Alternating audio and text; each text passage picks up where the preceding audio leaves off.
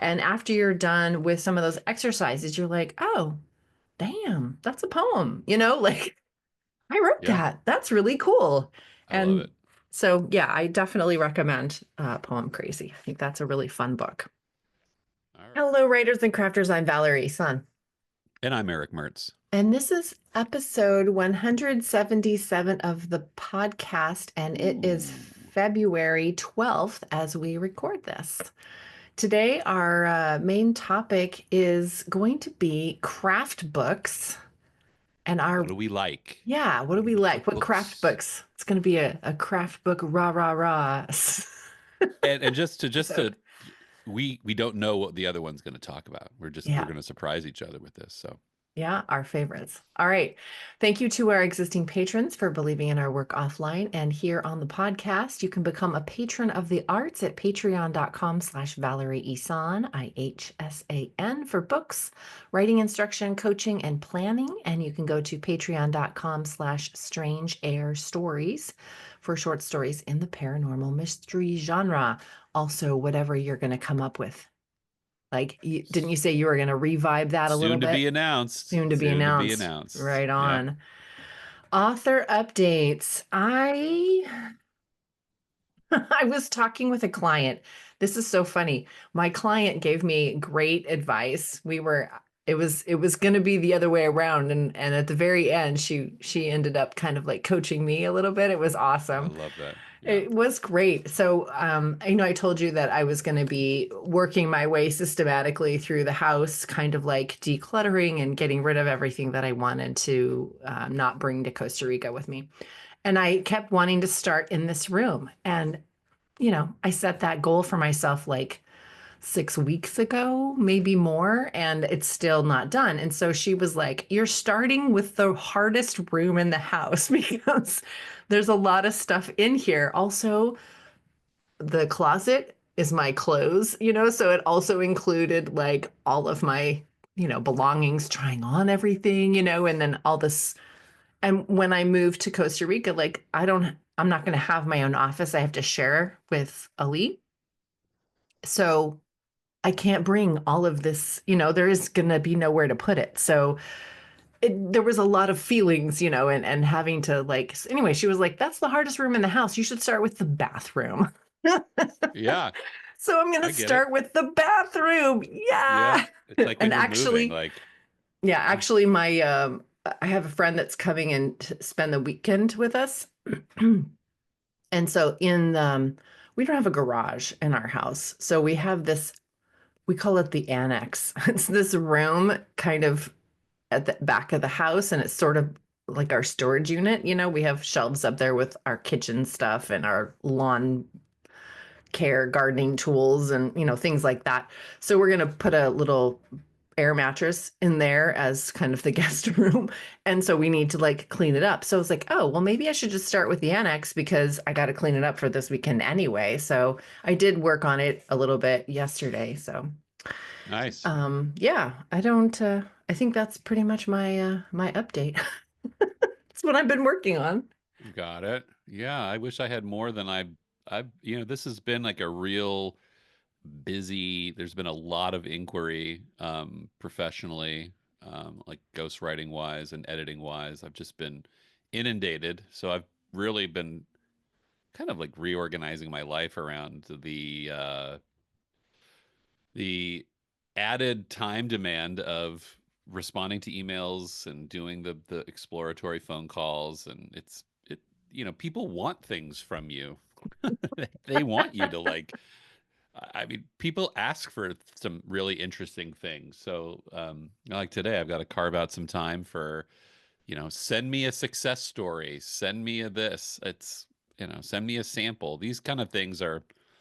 I told myself I wouldn't do that, but um, I don't know. Maybe that's the special sauce that I offer that will give somebody the extra 15 minutes, and if that's what works, then maybe that's just what works. So. Are you done But pitching conferences? I know I'm working on that today too. No, I'm doing that in a more methodical way. I've just restarted it and found that I'm just going to go through calendar by month by month. I was doing it sort of haphazardly before, which I think created a little chaos, and it was hard for me to track the relationships. Hmm. It was harder for because what happens a lot when you pitch a conference is someone will say, "Oh, we're already full, but check back with me in, whatever month." Hmm. And I was having a hard time tracking that, and I can count at least three opportunities I lost um, to that sort of disorganization. So I recreated my tracking documents, recreated my process. I'm now just I'm submitting by month. So like currently we're in February. I'm applying for things in November. Um, I'm creating a separate document for follow up. So it's a, it's a, it's interesting. What I've learned is that no two conferences do it the same. I Mm. contacted Writers of the Flathead, which is out in central Montana, which is one I've really wanted to go to for scenic purposes. I know. I was just gonna That we say Montana's beautiful. I used to live there. in the fall. God, I can't think of anywhere I'd want to check out. But their conference is in October. They book their conference in October and November, so they're a year out. I talked to another conference in Vegas, and they said, "Oh, we still have openings for our early November conference." So everybody does it a little differently. So Hmm. I found that I need like two methodologies. I need who I'm sending cold emails to. I need to know how I have a methodology for that, and I also need to have a methodology for how I follow up. And so, yeah, you got to have systems and graphs and routines and when they don't work, which is my old system didn't work, you got to recreate it. Yeah. So, Nice. yeah. Okay. What are you reading? I just finished 33 Cecils, my friend's novel. Was again not expected. I've been friends with this guy for a year. The book was like nothing like talking to him, so that was a really rewarding thing. I'm listening to Harlan Coben's Boy in the Woods. I started that book and then I put it down, so I had to restart it. I've never read or listened to any Harlan Coben, so that was, um, he fits a. I don't know if you've ever read him. Fits a niche, It's Yeah, sad. years and years ago. It's satisfying. It's fine. It's nothing I would really go back to. Although the story is kind of intriguing, so maybe by the time it's over, I'll say, "All right, well, maybe I'll give Mr. Coben another shot." But I am really jonesing for cozy fantasy. That's where I'll be next because there's a woman in my writers group who's writing a cozy mystery, and I just have found myself like really enjoying reading her submissions because it's like, oh, this is so nice. Like that, nobody's gonna die in this, and nothing's gonna go wrong. It's gonna be like a Scooby Doo ending. Like I kind of needed that. Oh, you meddling kids. Like I kind of want that Mm. right now. I need another Travis Baldree book. That kind of lattes and legends book. I need that again. So that's where I'll be next week. I guarantee it. Either that or some Terry Pratchett. That's what I'm feeling. What about you? I did decide to do one of the Ruth Ware books. It's called The Turn of the Oh, Key. okay. So it's about a smart house and a nanny. And so we'll see. The It's one of Turn of the those, Key. yeah, I think it's called The Turn of the Key. In fact, I couldn't remember. So I just looked up on Amazon. I was like looking through the Ruth Ware titles, and I think that's what it's called. The Turn of the Key. I feel like that's one of those titles that I wouldn't. The Turn of the. There's like three words that are kind of like the, two thes and an of. I don't know. That's what I don't like about these like long titled books anymore. It's like there's a lot of just dead space. It's the thing of thing and thing. It's like there's a lot of stuff in there. There's a lot of give me a cool title. Give me like I don't know. I don't like the titles of new books. All right. Um, It's like you shut that down pretty fast. You're like, all right, Eric, we're moving on now. we're moving on now. Tidbits. What do you got for a tidbit? Oh, um, I don't know. I don't really have one today. I'm Okay. not. Mine is I just started this. So working in a bookstore, you get lots of book recommendations too. People order things and you think, ooh, that looks good, and you order one for yourself. So I just ordered myself this book called Moon Lists. It's a guided journal, Questions and Rituals for Self-Reflection, which I'm all over, by Yeah, Leigh that sounds like Patterson. you. And what I like about it is because I often don't buy journals that are guided journals. I like just blank books because I just do morning pages and I just free write, whatever. That's what I like. I don't often need to be guided because there's enough going on up here in my head that I can just put Right. that on the page. But what I liked about this, I don't know, it just seemed so creative and it's organized um by weeks. So week 1 of whatever month you're starting on, here's, some things to consider and here's maybe a couple of questions and they kind of feed into each other and every month it's a little bit different and there's kind of like a sort of a monthly reflection at the end. And every monthly reflection is a little bit different too. And I already do monthly reflections. So this just seemed like kind of a neat little add on. So that is what I am going to start doing. I just started it yesterday, and today is um you know so my linear brain, my brain, the part of my brain that wants things to be like logical, which as a writer who is very creative, that seems kind of funny and like out of place, but I definitely have like a very logical part of my brain. And so it is February 12th. So I was like, "Oh, I don't want to wait like 3 weeks to start this book. I want to start it now, but it's already 12, I don't want to start on week 2 of the book and skip week 1, like I had to have some way to start this book. So today is the full moon. Yeah. So that is what I'm going to do, the lunar months. So this is the first week after You're the so full weird. moon. So I that's love how weird you are. You're so weird.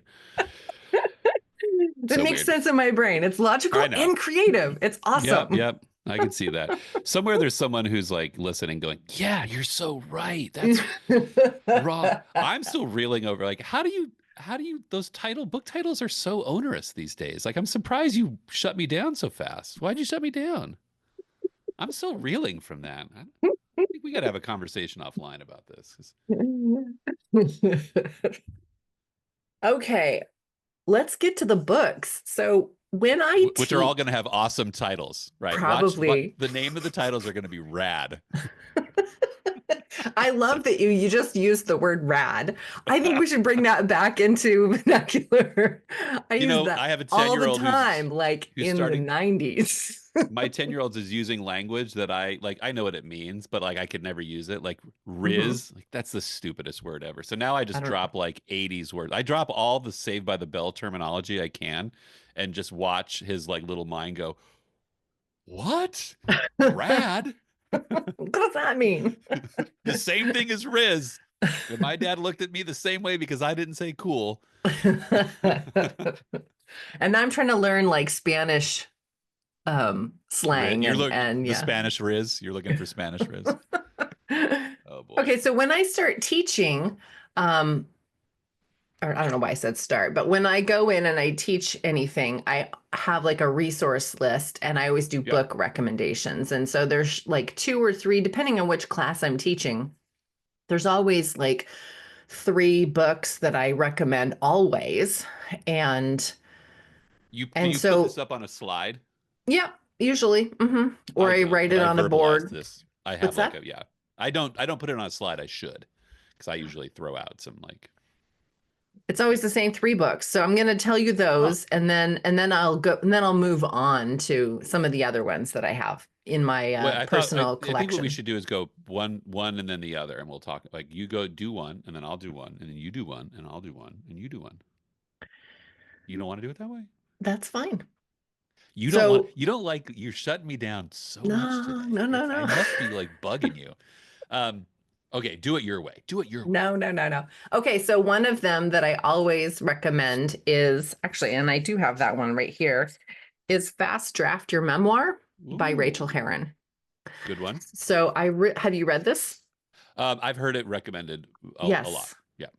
So, what I love about this is it does have some great writing exercises. It is geared obviously toward memoir, but it is basically everything she knows about writing. So there's plenty of stuff in here for a fiction writer as well. But what I like about this book is if someone is writing a book about their life, like there are a lot of people that want to write a book, for their family, or, Right. I've had such an interesting life, or I have this thing that I want to Their say. victory lap book. Yeah.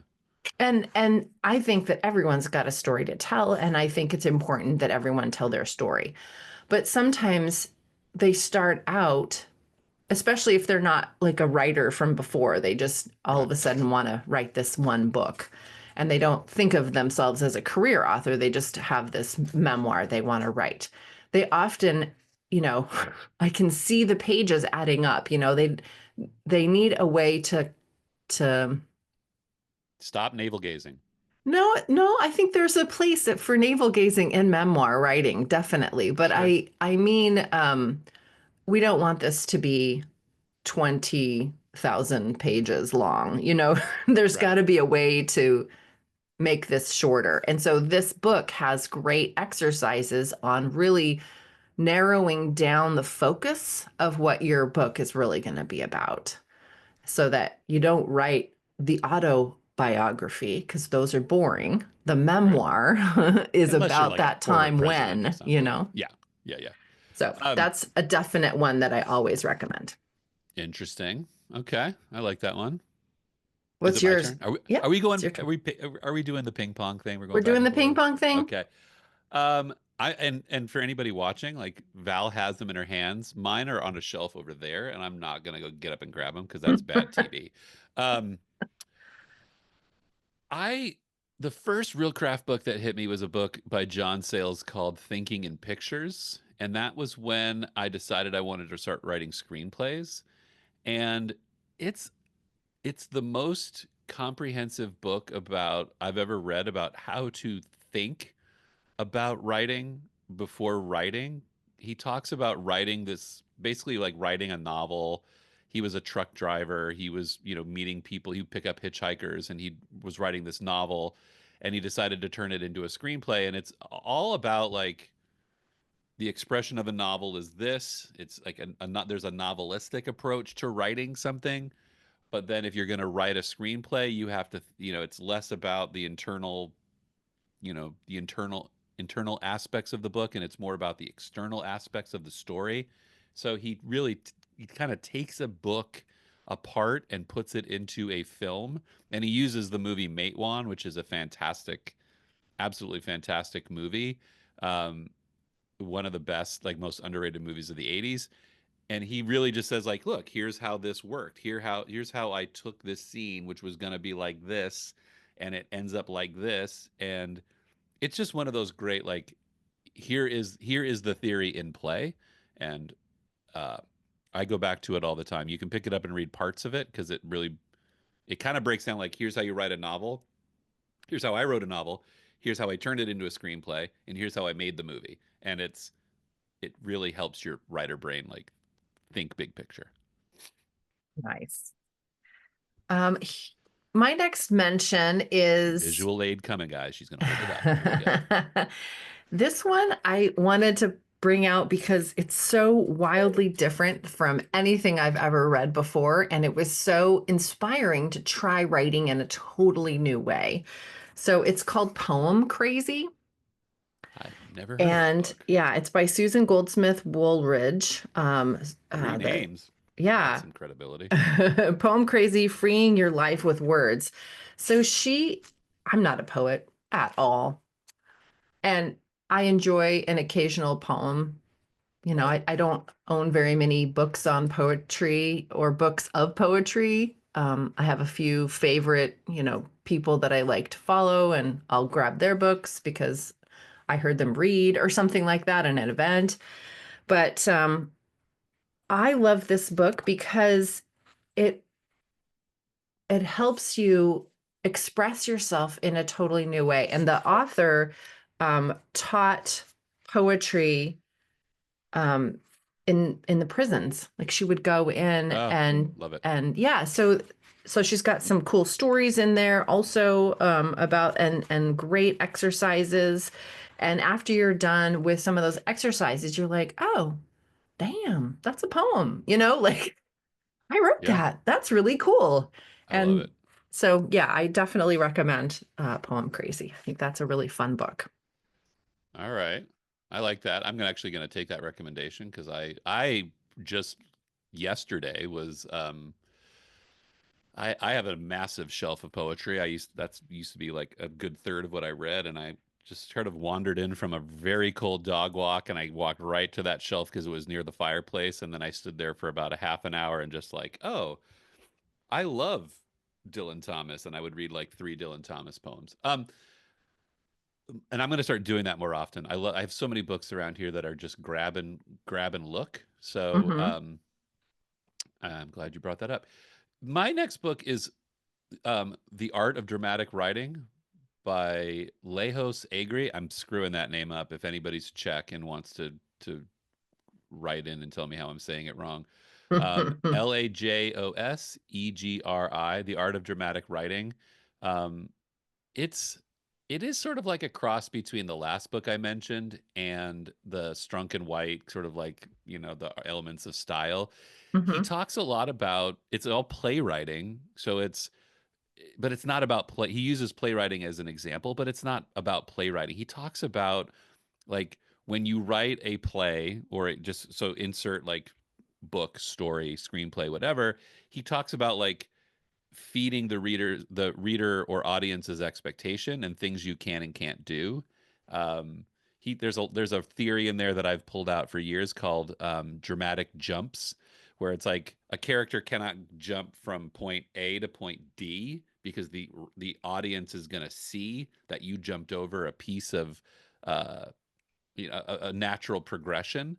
And if you look at like especially like slow burn long series writing, I think of Breaking Bad off the top of my head, there is not a jump in every character's arc is so meticulously crafted and such a delightful burn. And I think that book just like it really teaches you to like write in a satisfying way for the character and like it equates the character with the reader and Hmm. that they're on that journey together. And I had never thought of that until I read that book. My friend Aaron Farrar, who I haven't seen in so many years, was handed that book to me, and it has never left my shelf. It is practically like a dictionary.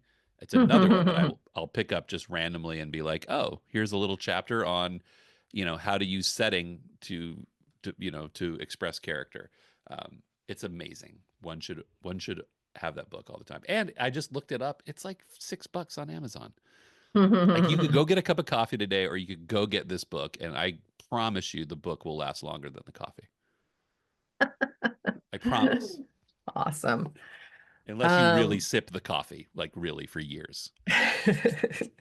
In that case, you're weird. so I've got I've got two more, and then I've got some Oh, I notable knew you'd have mentions. four. Oh I saw the man. stack when you walked in with it. There Yeah, wasn't I three have, and books I'm in there. trying to decide like if I Well, had to pick maybe one, there's your what would it bonus. Maybe be? you get a bonus one. You get a bonus one. I get a bonus one. Um, If I get a bonus one. so okay, I'm gonna do two of them right now. So I'm gonna do two in a Oh, row, and okay, then we'll go okay. and we'll do your two. This is Okay. what Mr. Agri would call a dramatic jump because I'm the gonna character in the podcast is not allowed to do two at once, but she's doing it anyway. Okay. so this might sound silly, but I really like On Writing by Stephen King. Oh, I love that book. Stop, stop. I I didn't bring have it read up. it. I've read it Oh, like three or four times.